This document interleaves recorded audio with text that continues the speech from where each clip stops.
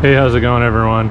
On this video, I'm going to show you how to do a TIME-SERT to repair damaged threads. Now, I have a '08 PT Cruiser here with like 130-ish thousand miles on it, and this is a kind of common thing to have happen to older vehicles.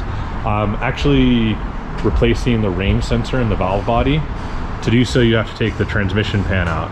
And unfortunately, due to real high mileage and this vehicle being a little bit worn out, I got 1, 2, 3, 4, 5 stripped out bolt head or threads in the trans case.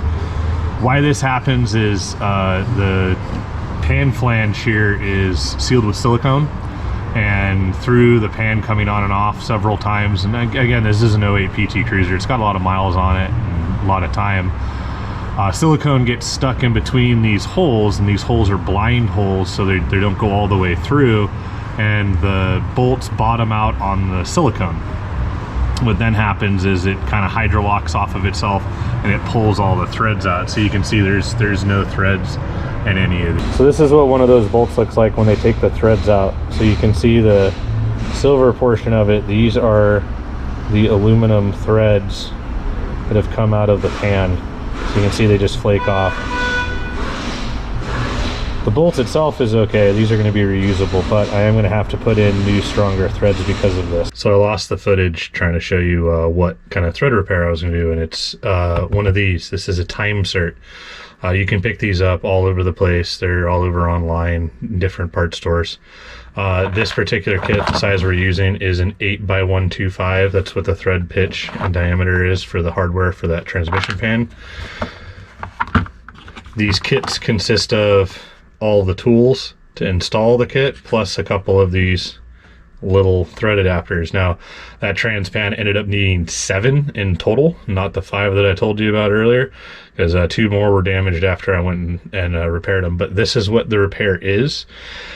You can see there's external threads and internal threads. The internal threads, that's at 8x125. The external threads, these are the threads that are specific for this insert to go into whatever you're machining it towards. These are preferable for aluminum components, but I've also done them in steel. It's just not as easy. Now, the benefit to these is these do strengthen the component. They are completely solid, unlike a helicoil that is a stack of threads that goes in, and helicoils work just fine, but I found these work a whole lot better, especially when you're doing a whole bunch of them. But the tool consists of a couple different things to drill out the remaining damaged threads, bore a little chamfer for the lip that's on the end of this.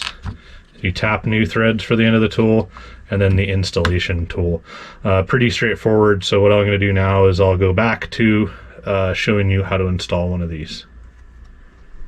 I'm going to go to voiceover because the shop's a little bit noisy to continue on with the repair. What I'm going to start to do is I'm going to drill out the remaining chunks of aluminum, existing thread and other junk that's in there. All of these tools and every step that we're going to go from this point forward is all by hand, so I am using a ratchet and an adapter to thread this drill in.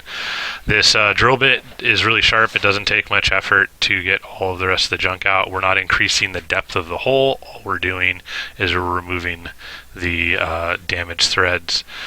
Next, we're going to go through and we're going to machine out an area for the little lip that is on the top of the thread insert so that it can fit flush with the pan flange. It's important to get this deep enough so that we don't cause ourselves a leak in the future by the thread insert sitting proud. Again, that'll be another tool that we do by hand. From here is the a little bit more difficult part. This part is going to be getting the tap straight. Now, my pan flange is not straight or true in relation to how I'm standing. This transmission on this vehicle, it's a 41TE 4-speed automatic. The pan kind of sits at an angle, like a 35-ish degree angle. So it's really imperative to try to get the tap correct and at the correct angle, so it takes a little bit of time to try to get it started.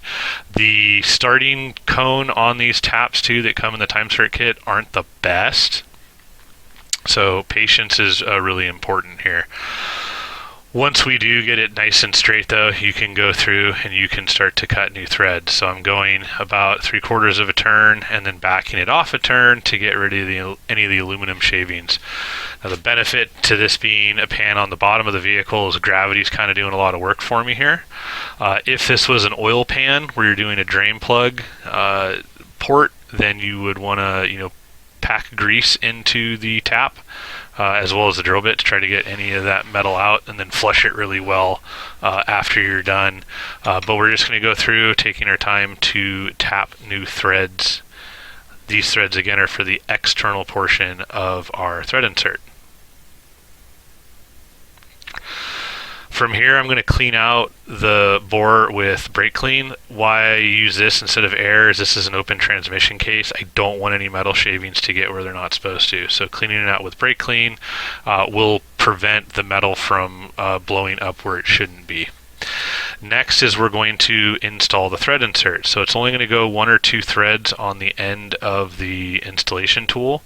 You can also notice too, I smother these in red Loctite. The red Loctite not only helps secure the thread insert in place, but also prevents any type of fluid from getting around it. At this point, the thread insert is in a position to where I can start to drive it down. Now it's going to sink down in the case a little bit more, but what I'm going to end up doing is you're going to drive this tool in. Now the tool has kind of some weird flutes on it that I'll show you here in a little bit, and what that does is that expands the tool out, or the insert out. And then from here, double check with a bolt. So you can see that the threads on this are a little bit funky. And that's because as this tool threads into the insert, it's going to expand the insert into the bore that we just cut new threads into. So the key thing with this is when you install the thread insert, you only do it like a thread or 2. So you're gonna have a little bit in the tool. And the reason for that is if you try to force this in, it's gonna expand it out prematurely, and the insert won't go in the new threads that we've cut. I also like to smother these in red Loctite. That's so that we don't have any oil leak around it, and so that it really secures this insert. All right, so we got our first insert in. Now I just got to go through and do 7 more. Hopefully you found this video helpful, and I appreciate you watching.